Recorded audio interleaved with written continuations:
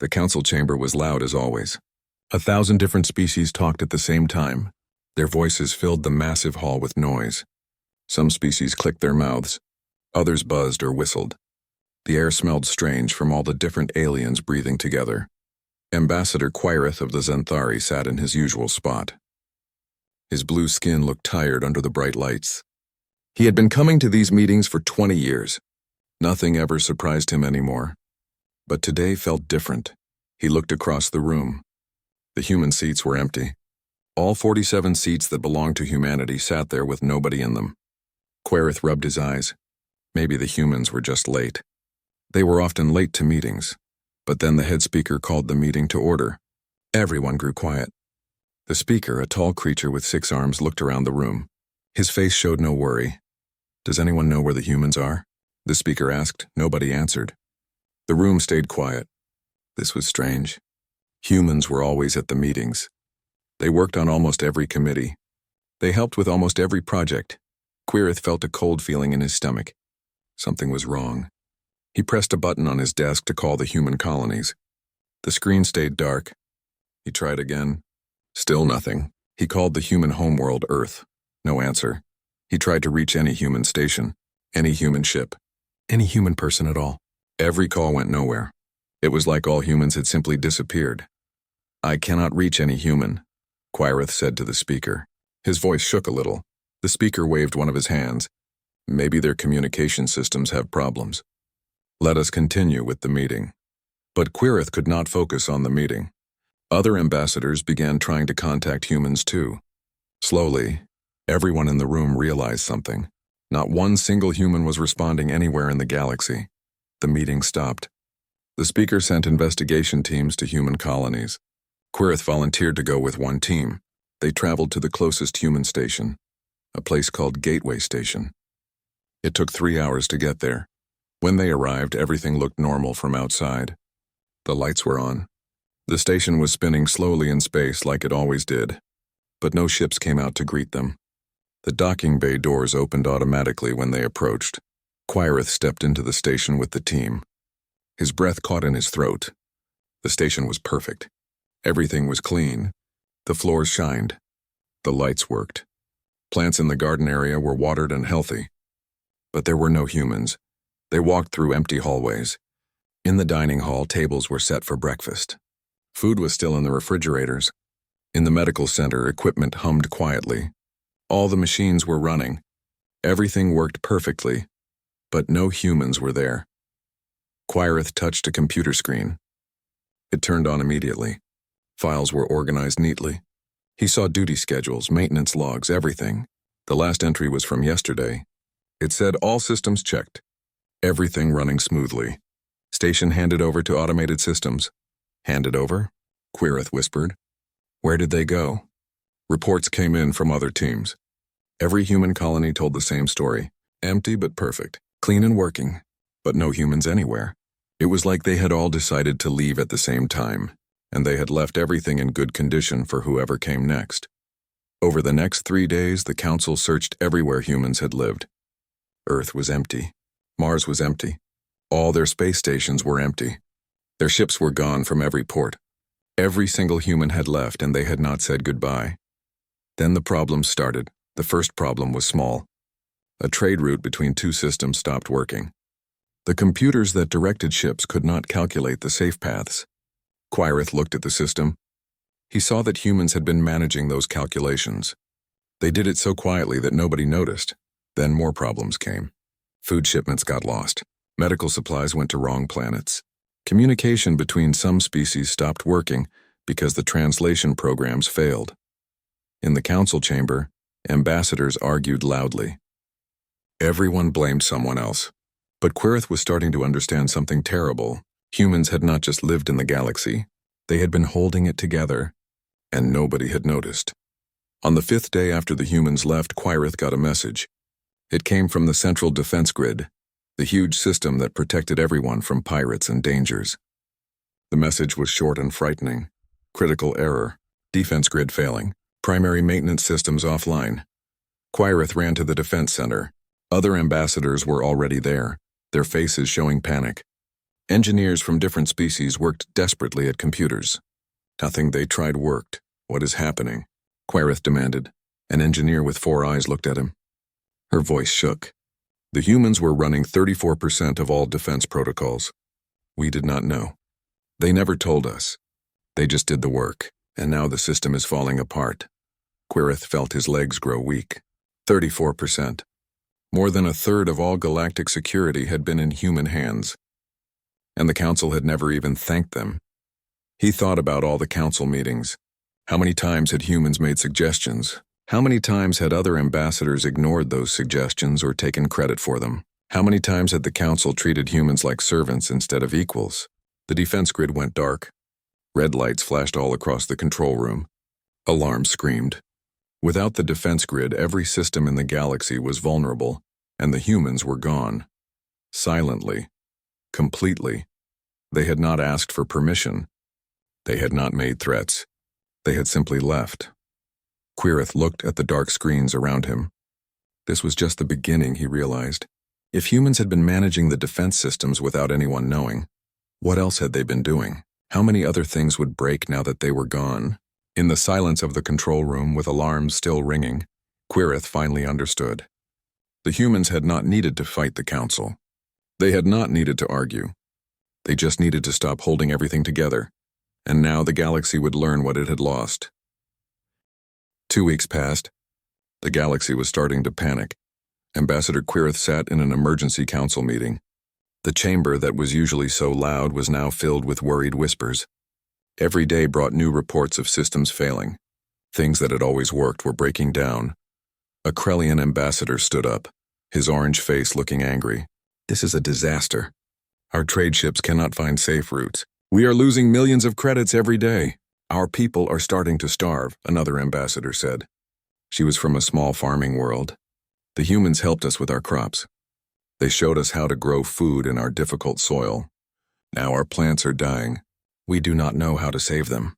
Quereth had been studying the reports. What he found made him feel sick. Humans had managed 60% of all trade logistics. They had coordinated shipping routes, calculated fuel needs, and handled cargo transfers. They did all of this work quietly, never asking for special recognition. The galactic medical network was falling apart too. Human doctors had worked on almost every medical station.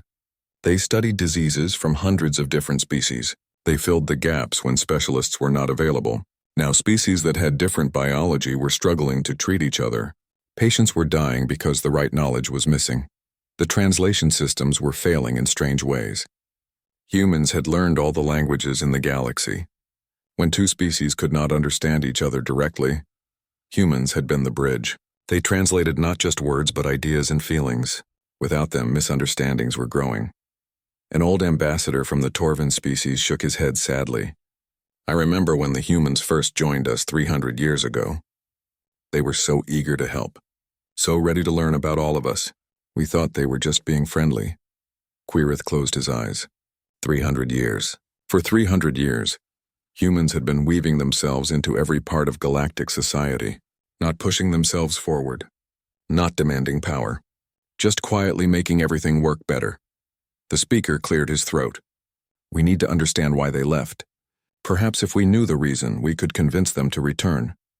Quereth felt anger rise in his chest. He stood up quickly. His chair scraped loudly against the floor. Everyone turned to look at him. I know why they left, Quereth said. His voice was hard. I found something in the council archives. 5 years ago, the humans asked for a council seat, a real seat with voting power. They had earned it. 300 years of service to every species here. What did we do? He pulled up a video file on the main screen. Everyone watched as the scene played. It was a council meeting from 5 years before. A human ambassador stood at the speaking platform. Her name was Ambassador Chen. She looked nervous but hopeful. Honored council members, Video Chen said. Humanity has served this galaxy with dedication for 3 centuries. We have helped build colonies. We have cured diseases. We have kept the peace between species. We are asking now for a council seat, not to gain power over others, but to have a voice in decisions that affect us and everyone we serve. The video showed the council voting. 847 votes against. 1 vote in favor. That single vote had come from the human delegation itself. The video continued. The speaker from that time waved his hand dismissively at Ambassador Chen. His words were harsh and cold. Humans are too emotional to lead. Too primitive in their thinking. You are useful servants to the galaxy, yes, but you are not ready for true leadership. Perhaps in another 1,000 years you may ask again. For now, continue doing what you do best. Serving others. Quirith stopped the video. The council chamber was completely silent. Some ambassadors looked ashamed. Others looked angry. Servants, Quirith repeated. We called them servants. And they listened. They went back to their work. They never complained. They never threatened. They just kept serving, until they quietly decided they had served enough. That night, Quirith could not sleep. He went to the council library. He wanted to understand better what humans had done for the galaxy. The records were all there. Nobody had hidden anything. Humans had kept careful notes of everything. He read for hours. The lists went on and on. Humans had prevented wars between species by acting as quiet mediators. They had saved agricultural worlds from crop failures. They had invented medical treatments for diseases that affected species they were not even related to. They had rescued ships lost in space. They had taught children from 1,000 different worlds, and they had done much of it anonymously. Other species had often taken credit for human innovations. Human suggestions in council meetings had been written down as coming from other ambassadors. Human inventions had been patented by other companies. Quirith found a document called the Ledger. It was comprehensive and detailed. It showed every crisis humans had quietly averted. Every war they had prevented. Every life they had saved. The list was thousands of pages long. At the bottom of the ledger there was a simple note. It was written by Ambassador Chen, the same woman from the video. It was dated 5 years ago, right after the council vote. We have given everything we could give. We have asked for nothing but recognition as equals. Today we learned that we will never be seen as equals here. We will continue our service for now, but we will also begin looking for a place where our worth is seen, a place where we are wanted, not just useful. If such a place exists, we will go there, and we will leave this galaxy to learn the value of what it had. Quirith sat back in his chair. They had told everyone 5 years ago. They had explained what would happen. But nobody had listened. Nobody had thought the humans would really leave. They were too useful, too dedicated, too kind to abandon the galaxy they served. Except the humans had left, and the galaxy was beginning to understand what kindness had been holding together. The next morning brought worse news. 2 species that humans had been mediating between for decades had started fighting. Without human diplomats to ease tensions, old hatreds had returned. Ships were firing on each other near the border zones. The council tried to stop the fighting, but nobody else could talk to both sides the way humans had. The 2 species would not listen to other mediators. The war grew bigger. More conflicts followed. Species that had lived in peace only because humans had worked quietly behind the scenes now remembered their grievances. 12 different conflicts erupted across the galaxy within a month. Quirith watched his galaxy tear itself apart. And he knew this was only the beginning.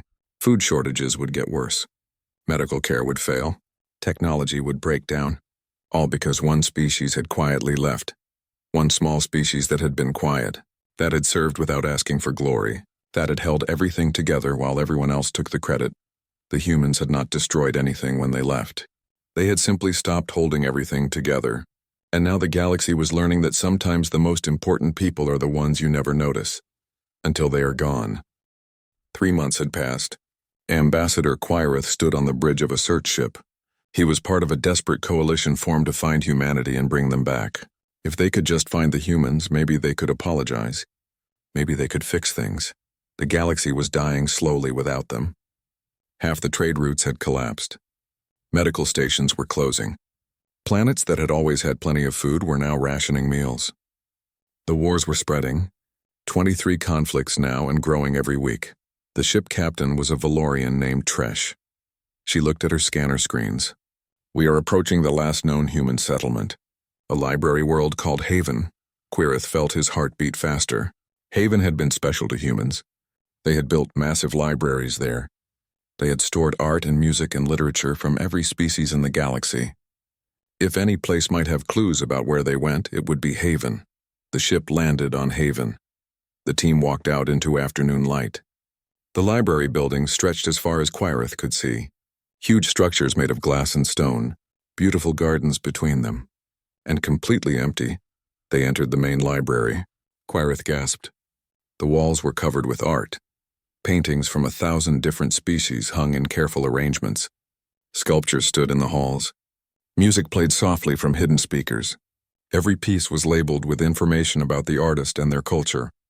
A young engineer named Sala touched a painting gently. "This is from my world. This is old Krellian style. I have only seen pictures of paintings like this. I thought they were all destroyed in the Civil War 200 years ago." Captain Tresh walked to a wall of books. "These are Valorian poems. These books are from before we joined the Galactic Council, before we even had space travel." "How did humans get these?" Quirith understood. Humans had not just collected these things, they had preserved them. When species joined the galactic community, they often left behind their old cultures.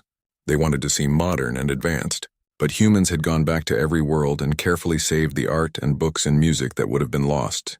They had kept the memories that each species had been ready to forget. They walked deeper into the library. In one room, they found a complete record of every scientific discovery humans had contributed to the galaxy.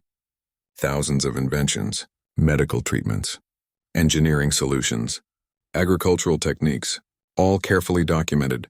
Next to each entry was a note. Credit taken by Krellian Science Institute, or patented by Valorian Medical Corporation, or presented to Council by Ambassador Zalis of Zentar. Humans had kept records of all the times their work had been stolen or credited to others. Not to shame anyone, just to remember the truth. Sala was crying quietly. "We took so much from them, and they just kept giving." In the central hall they found the ledger, the physical version printed and bound in a massive book. It was the same document Quirith had found in the digital archives, but seeing it in person made it feel more real. The book was huge. It must have weighed 50 pounds. And every page was filled with examples of humans helping others. There were notes in the margins, written by hand in different human languages. Short phrases like "it was worth it," or "we made a difference," or "they needed us." Quirith turned pages carefully.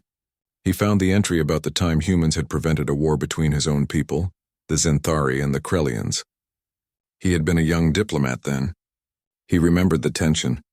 He remembered how close they had come to fighting. But he had not known that human mediators had worked for 2 years behind the scenes. They had talked to both sides. They had found common ground. They had suggested compromises that let both species save face. And when the peace treaty was finally signed, the credit had gone to the council speaker. Nobody had mentioned the humans. Captain Tresh called out from another room. "Quirith, you need to see this." He rushed to find her. She stood in front of a wall covered with photographs. Thousands of them, pictures of humans working alongside other species. Humans teaching children, humans in medical clinics, humans repairing ships, humans planting crops. In every picture, the humans were smiling. They looked happy. They looked like they loved what they were doing. Under the photographs was text written in large letters. "To everyone we served, we leave you these gifts. This art is yours to remember who you were. This knowledge is yours to remember what we built together. This record is yours to remember what happened here. Use it wisely. Learn from it. And perhaps one day we will meet again as equals. With love, humanity." Sala touched the wall gently. Her hand left a small print on the glass covering the photographs. She pulled her hand back quickly, embarrassed. But Quirith saw other handprints on the glass. Dozens of them. Different sizes. Different shapes. Humans had touched this wall. They had said goodbye to their own memories. The search team spent 2 days exploring Haven. They found more gifts, more memories, more evidence of how much humans had done, and always the same message. "We gave you everything we could. Now we are going somewhere else." On the last day, Quirith found something in a small room at the back of the main library. It was a simple display with a holographic star map. The map showed human colonies scattered across the galaxy, each one marked with a date. The dates showed when each colony was established, then the dates changed. New dates appeared. Dates from 1 year ago. They showed when each colony was abandoned. The timeline was clear. Humans had started leaving 1 year ago. Quietly, one colony at a time. They had taken a full year to evacuate everyone, and nobody had noticed. At the bottom of the display was one more clue, a trajectory line pointing out beyond the edge of the galaxy. It was labeled simply, "To Andromeda." Quirith felt cold. Andromeda, the next galaxy. It was millions of light years away. No species in the Milky Way had ever traveled that far, but humans had invented faster-than-light drives. They had been the best engineers. If anyone could reach Andromeda, they could. But why would they go there? What was in Andromeda? Captain Tresh stood beside him, studying the display. They found someone else. That is the only answer that makes sense. They found another galactic community, and that community invited them. As they prepared to leave Haven, Quirith took one last look at the libraries, these beautiful buildings full of preserved memories. The humans could have destroyed everything when they left. They could have been angry. They could have wanted revenge. Instead, they had left gifts. They had preserved everyone else's cultures. They had left instructions for how to fix the systems they had been maintaining. They had written everything down carefully so the galaxy could survive without them. It was the ultimate act of kindness. Even when leaving, even when they had been treated badly, humans had tried to help. On the wall near the exit, someone on the team found one final message. It was written in 200 different languages, the same sentence repeated over and over. "We learned from you that silence speaks louder than words. Now you will learn what our silence means." Quirith read the words in his own language. Then he read them in human English. The meaning was clear. Humans had always been quiet. They had always worked without demanding attention. The galaxy had taught them that silence was how to survive. Now their silence was deafening, and the galaxy was finally listening. 6 months had passed since humans left. The galaxy was in chaos. Ambassador Quirith sat in what remained of the Galactic Council. Half the seats were empty. Many species had withdrawn to their homeworlds. They could not afford to send ambassadors anymore. Trade had collapsed. Resources were running out. The council chamber looked old and dirty. Nobody had cleaned it in weeks. The lights flickered sometimes. The air system made strange noises. These were all things humans had quietly maintained. Now they were breaking down like everything else. The speaker, looking thin and tired, addressed the remaining ambassadors. "We face a choice. We can continue blaming the humans for abandoning us, or we can accept our responsibility for how we treated them." An old Krellian ambassador stood up angrily. "They left us to die. They took all their knowledge and ran away. This is betrayal." Quirith stood up too. His voice was steady but hard. "They left us their knowledge. I have seen it. They left complete instructions for everything they were doing. The problem is that we cannot understand the instructions." "What do you mean?" another ambassador asked. Quirith pulled up a document on his screen. "This is the instruction manual for maintaining the defense grid. It is written clearly. It tells us exactly what to do, but it is written in a way that requires understanding human values. It talks about protecting the weak, about serving without expecting reward, about seeing connections between different systems and species." He changed to another document, and another. Each one told the same story. Humans had left detailed instructions. But to follow those instructions, you needed to think like a human. You needed to understand why they had done things the way they did. A young Zenthari engineer named Kira had been working on the systems. She spoke up nervously. "Ambassador Quirith is right. I have been trying to fix the trade route calculations. The math is simple, but the decisions humans made were not just about efficiency. They considered which species needed help more. Which routes would connect species that did not know each other. They were building community, not just moving cargo." She pulled up her own work. "I can make the routes efficient, but if I do not think about who needs what, entire colonies will starve while food rots in warehouses somewhere else." The humans understood the whole galaxy as one connected system. I am just starting to see how they thought. The council chamber grew quiet. For the first time, many ambassadors were starting to understand. Humans had not just worked hard. They had worked with wisdom. They had seen patterns and connections that other species missed. Over the next week, something changed. Younger members of different species began studying human methods. They read human books. They watched human teaching videos that had been archived. They tried to understand how humans had seen the galaxy. Some species began building monuments to humanity. Not statues of human faces, but memorials that showed what humans had done.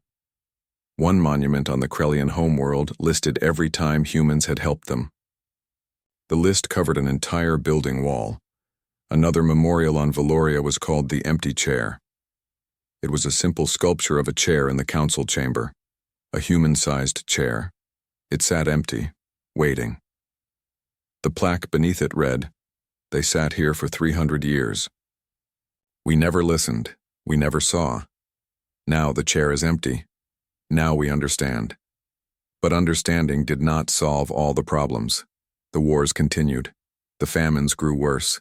Systems kept failing faster than anyone could fix them. Then one day, Quirith received an alert. Unknown signal detected. Origin point Andromeda Galaxy. His hands shook as he opened the signal. It was not addressed to the Council. It was not even in Galactic Standard language. The signal was a conversation between humans and someone else. Someone the Milky Way had never met. Quirith called every linguist he could find. They worked for days to translate it. When they finally understood the message, Quirith felt his heart sink. The message was from humans to something called the Andromeda Coalition. It said, "Yes, we accept your invitation. Humanity will join the Andromeda Coalition. We are coming home. Coming home. Not going somewhere new. Coming home." As if Andromeda had been waiting for them. As if humans belonged there. Quirith called an emergency council meeting. He played the translated message. The room exploded with noise. Some ambassadors were angry. They already found replacements for us. Others were devastated. We lost them forever. But Quirith raised his hand for silence. There is more to the message. Let me play it all. He played the second part. It was a response from the Andromeda Coalition. The voice was not human, but it was warm and kind. "Welcome, humanity. We have watched you for centuries. We saw how you served your galaxy. We saw how you were treated. We reached out to you 5 years ago because we recognized your worth. You deserve to be among equals. You deserve to be valued, not used. Come to Andromeda. Here, you will have the respect you earned." The council chamber was silent. The words cut deep. Another galactic community had seen what the Milky Way could not see. They had valued humans when the council had called them servants. A Valorian ambassador spoke quietly. "They found people who saw their worth before needing them. We only see their worth now that we are dying without them." Days later, another message came. This time it was addressed to the Milky Way Council. It was from the Andromeda Coalition. "To the species of the Milky Way, we have taken in your former servants. They are now our equals, our partners, our friends. We see you are suffering without them. We offer you aid, but only under one condition. You must reform your council. You must end your hierarchy of superior and inferior species. You must learn to value service and cooperation. Only then will we help you." The message continued. It detailed what reforms the Andromeda Coalition wanted to see. Equal voting rights for all species. Recognition of service. Fair trade. Protection for smaller species. Everything humans had tried to build for 300 years. The council split. Elder ambassadors refused to accept demands from outsiders. They said they would not be told how to run their own galaxy. They withdrew their species from the council and returned to their home worlds. But younger ambassadors saw the truth. Their species were dying. They needed help. More importantly, they finally understood that humans had been right all along. Quirith led the reform movement. He used every argument humans had ever made. He quoted Ambassador Chen's speech from 5 years ago. He showed the ledger to everyone. He said the same things humans had said. We are stronger together. We are better when we cooperate. Every species has worth. The Reformation was slow and painful. Species that had thought themselves superior had to accept equality. Species that had taken credit for others' work had to admit the truth. Systems that had existed for thousands of years had to be dismantled and rebuilt. But slowly, it happened. A new council formed, one based on cooperation, not domination. One that valued service, not just power. And through it all, one seat remained empty. The human seat, the first seat, the most honored seat, waiting. 3 years had passed since the humans left. Ambassador Quirith stood in the reformed council chamber. It looked different now. The seats were arranged in a circle instead of a hierarchy. No species sat above any other. The center of the circle held one empty seat. The human seat. The galaxy was healing slowly. The reforms had been hard.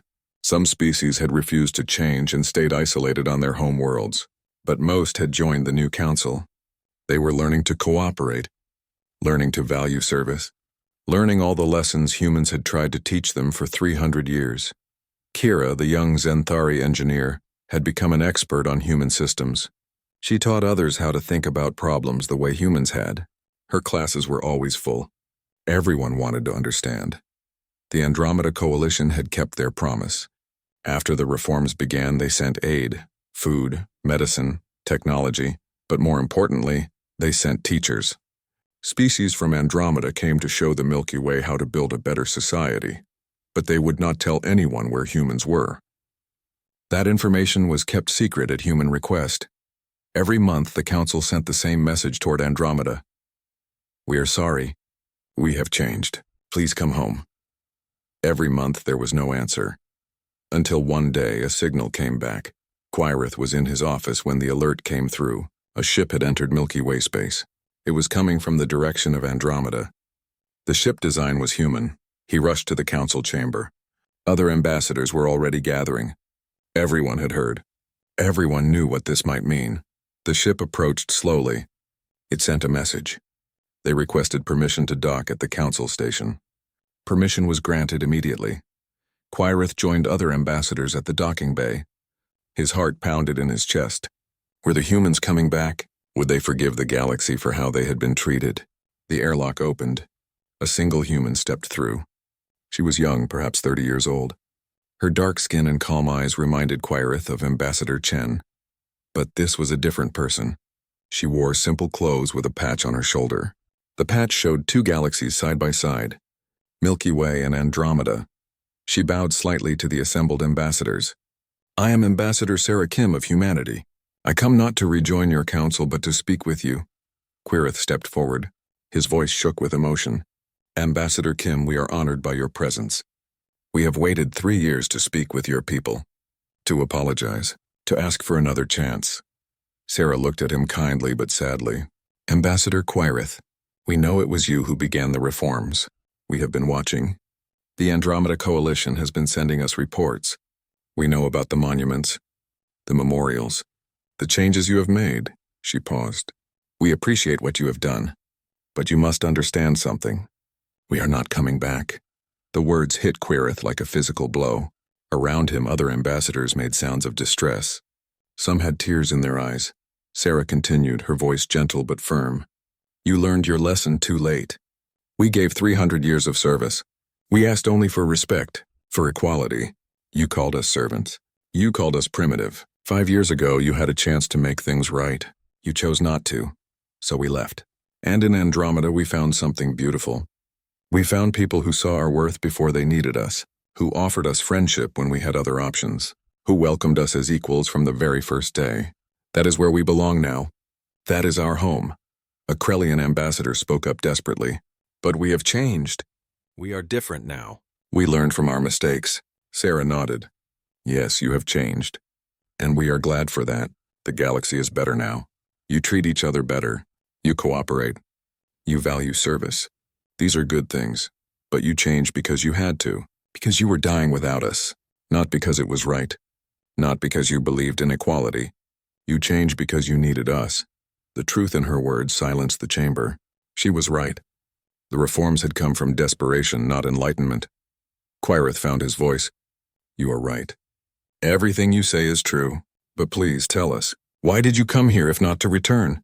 Sarah smiled for the first time. It was a sad smile, but also warm, like someone looking at an old friend who had hurt them but whom they still cared about. I came because that is what humans do. We help. Even when we are hurt, even when we are not appreciated, we still help those who need it. Your galaxy is still learning. Your reforms are new. You will make mistakes. You will struggle. I am here to teach, to guide, to help you grow into the society you are trying to become. She gestured to her ship. I brought teachers with me. Human experts in medicine, engineering, agriculture, diplomacy. We will stay for 5 years. We will help you build the systems you need. We will teach you how to maintain them. And then we will go home to Andromeda. Quirith felt tears run down his face. You will help us even after how we treated you? Sarah walked up to him. She put a hand on his shoulder. Yes, because that is what humans do. We do not help people because they deserve it. We help because they need it. And right now you need help. But understand this. We are not your servants anymore. We are teachers. We are equals. We come from a place where we are valued. And when our work here is done, we will return to that place. She looked around at all the assembled ambassadors. Maybe one day, when you have grown, when you have truly learned to value all species as equals, we can be neighbors again. Our galaxies can trade, visit, learn from each other. But that day is far in the future. You have much work to do. Quirith wiped his tears. Thank you. Thank you for not giving up on us, even when you had every right to. Sarah smiled again. We never give up on anyone. That is our greatest strength and our greatest weakness. We will always hope that people can be better, even when it hurts us. Over the next 5 years, humanity taught the Milky Way how to stand on its own. They fixed systems. They trained specialists. They mediated conflicts. They did all the things they had done for 300 years before, but this time it was different. This time everyone watched. Everyone learned. Everyone appreciated. The humans were respected as the teachers they were. Their suggestions were followed. Their wisdom was valued. And when the 5 years ended, when the human ships prepared to return to Andromeda, the entire council gathered to say goodbye. Ambassador Kim stood before them one last time. You have learned well. You are ready to continue on your own. But remember what we taught you. Value service. Respect all species. See connections, not just individual parts. If you remember these lessons, you will thrive. Quirith, now old but still serving on the council, stepped forward. The seat we denied you 8 years ago has remained empty all this time. It will stay empty. Not as a reminder of our shame, though it is that, but as a reminder of what we lost and what we learned. Maybe one day, centuries from now, our grandchildren will be worthy of calling your grandchildren friends. Sarah bowed deeply. Maybe they will. We hope so. Until that day, grow well, learn well, and remember us not as the servants you lost, but as the teachers who believed you could be better. The human ships left. They disappeared into the distance, heading back toward Andromeda. Back toward the galaxy that had welcomed them when the Milky Way had not. And in the council chamber, one seat remained empty. A reminder, a hope, a promise that maybe one day when the Milky Way had truly changed, humanity might consider them equals. Until then, the galaxy would remember the lesson learned from silence, the lesson that sometimes the most important people are the ones you do not notice until they are gone. And that respect must be given freely, not forced by need. The humans had left silently. They had forced the galaxy to face the consequences of taking them for granted. And in doing so, they had taught the greatest lesson of all.